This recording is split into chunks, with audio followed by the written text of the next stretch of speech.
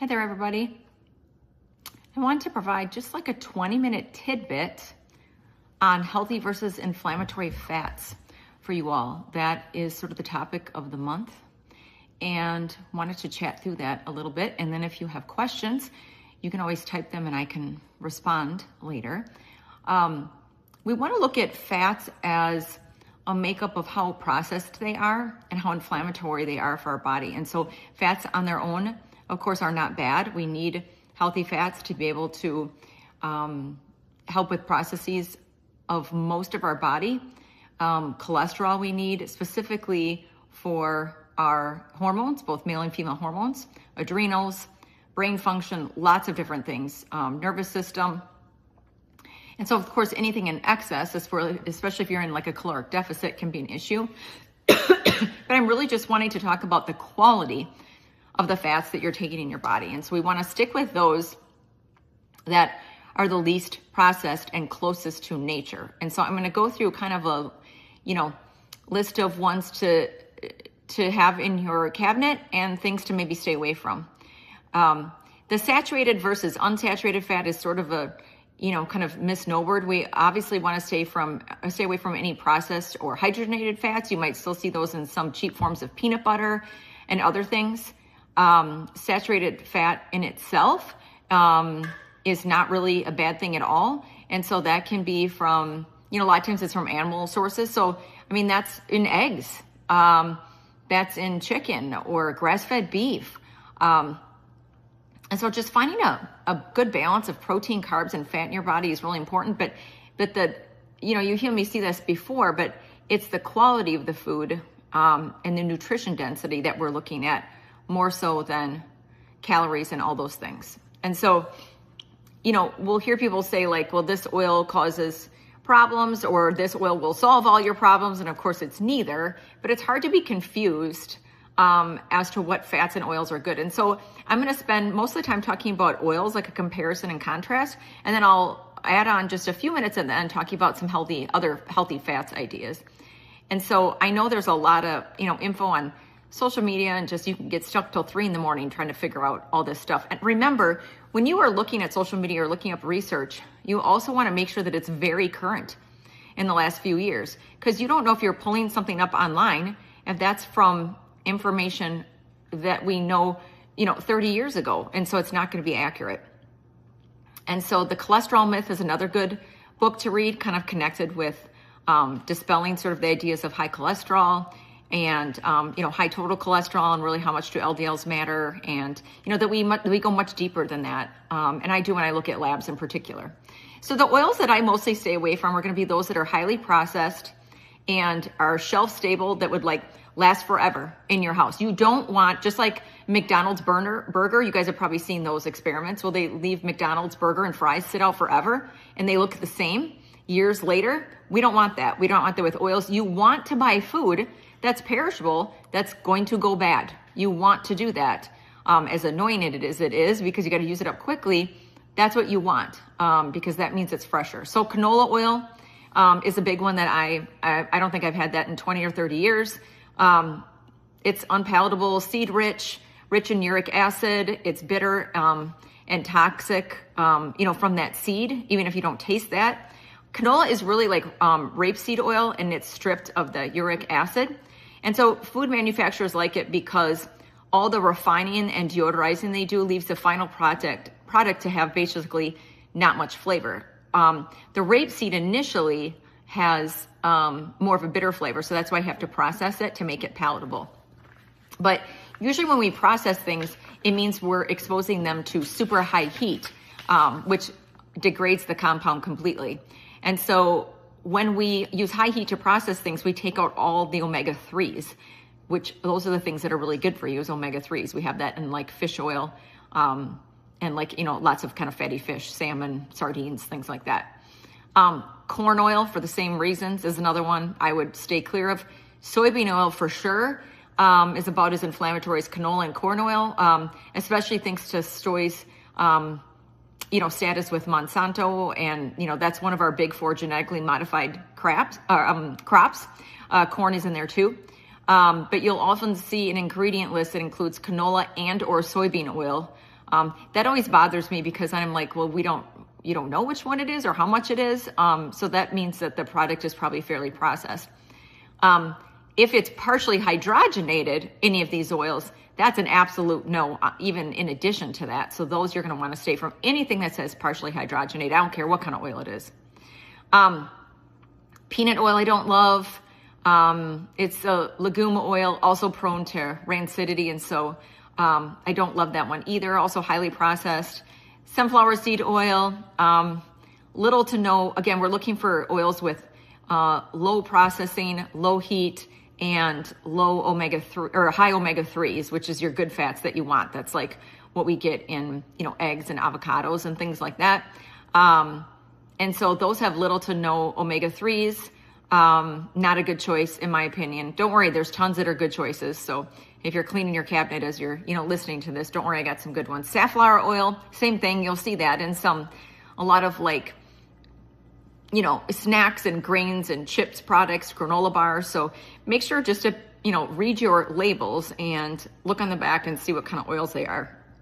The only exception I would say is that if you're trying to just generally eat better, if it's in at least the less than 2% category of the ingredients that it contains, that might be at least a more decent choice, because it's not that it's not in there, but there's very little. And so that might be something to consider. No omega-3s in safflower. Grapeseed oil, same thing. High oxidative potential, so just a no. The good news is, like I said, there's plenty of, good oils. So I tend to use extra virgin olive oil, and I tend to get it locally at Bodacious. That's probably the only place I get my olive oil. So I'll tag them in this also. But avocado oil is another good choice. High smoke point, about 500 degrees, 5 to 540 Fahrenheit. And so it makes it a great choice for all types of cooking. And it's got a light, subtle taste. I really like it in salad dressings. Same with olive oil. I tend to stick with extra virgin olive oil. I want to make sure it's in the purest form. Really good on salads. Okay for sauteing. If you heat in these oils, the omega-3s aren't quite as strong, and so you don't get quite as much of the benefit, but you are not wrecking them per se to, expose them to heat, the ones that I'm suggesting. Olive oil has probably the most polyphenols, and so that's my top choice. I like to, like I said, know the brand that I'm getting, get something local or something that's been researched that is not an olive oil blend. I took a friend to one of the sub places locally, and she was grabbing a sub, and they have a vinegar, and they advertise a vinegar and olive oil and like Italian seasoning that they put on their sandwiches. So she grabbed one, but then I looked closer and it says olive oil blend, which means it's probably mostly canola oil and a little bit of olive oil, so they can call it olive oil. And so, again, read your labels carefully. So olive oil has a ton of polyphenols, which are very healthy, and it's sort of the big thing that connects us with the whole Mediterranean diet, which is great for metabolism and lots of different things. So also does a decent job withstanding heat, but it loses the delicate flavor if you heat it too high. And I happen to enjoy the flavor of extra virgin olive oil, so I'll get the stuff that's pretty pungent, more floral. You don't have to get those that are that strong. I'm kind of picky about the ones that I use. There's ones that I cook with that are more mild, and the ones that are more aromatic I tend to use on salads. Coconut oil is number 3. Tasty, shelf-stable, no hydrogenation required. It's a tropical oil loaded with some really good saturated fatty acids.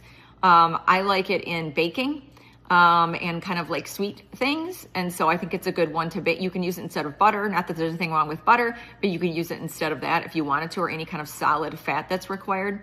Refined coconut oil also stands up to heat well. So like if you go to basics, you'll see that there's refined and unrefined. And so they're just different ones. I generally prefer the unrefined, but if you don't like a coconutty flavor, you might want to get the refined. Unrefined is a little bit more cloudy. As far as like nut oils, I like a raw walnut oil. And so that's one of the better tasting ones. A small splash is really good on a salad. It does have high omega-6s, which most of us, we have an improper ratio between omega-6s and 3s in our body. We want more 3s and less 6s. And so I just use it sparingly once in a while. I don't cook with it regular. I don't cook with it at all. If I do, I'm going to use it raw. I don't tend to get any toasted or processed oils. I just get them raw. But walnut I have for just kind of like, once in a while, kind of for that nutty flavor. Macadamia nut oil is another one. That one's really hard to find and very expensive. That's kind of, it's very buttery, smooth, and rich. It's just very expensive, but that's good for salad dressings or on vegetables. Sesame seed oil is the other one that I think is decent. I like the flavor of that one toasted. It offers an unmatched and irreplaceable, flavor profile, I think, for like sauteing in like Chinese and stuff. So I tend to use a little bit of that. I mostly, probably 70% of the time, use extra virgin olive oil for things. And then coconut oil is probably my number 2.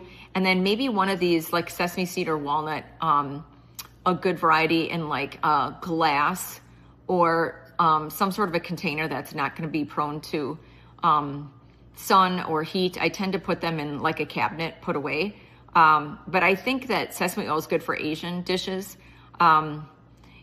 It's not always super high heat stable, so you can always add it to a dish like after cooking too if you want to drizzle. I tend to do that. And so it does contain, like, it's not my first choice, but it does contain some antioxidants that can help minimize sort of oxidation in the body overall. And so I would say that's one of those just kind of once in a while flavor oils.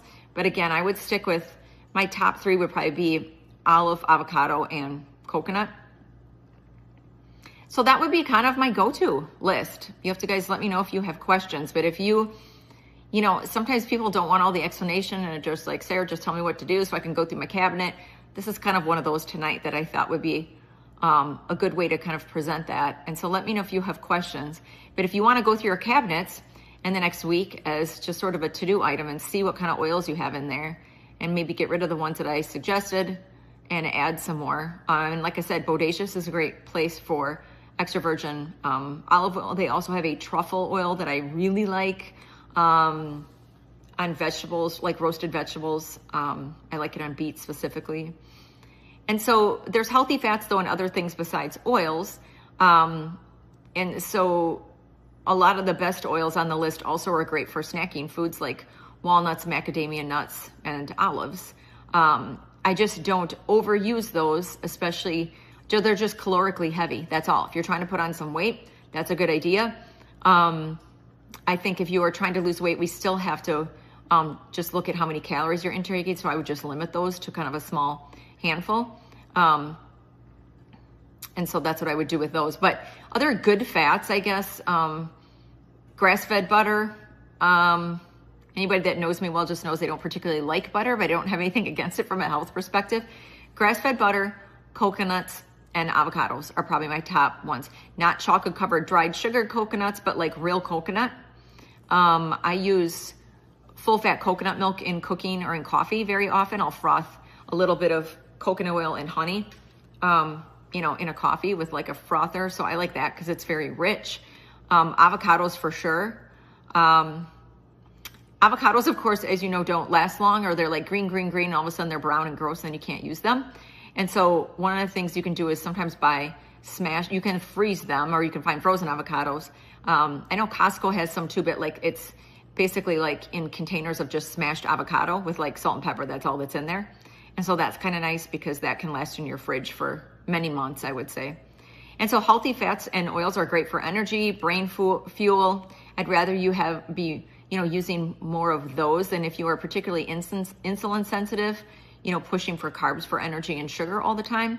But try experimenting with some new oils and fats. If there's maybe a couple I suggested here that you haven't tried, and let me know kind of what your favorite oil or fat is to use in cooking. And then let me know if you have any questions.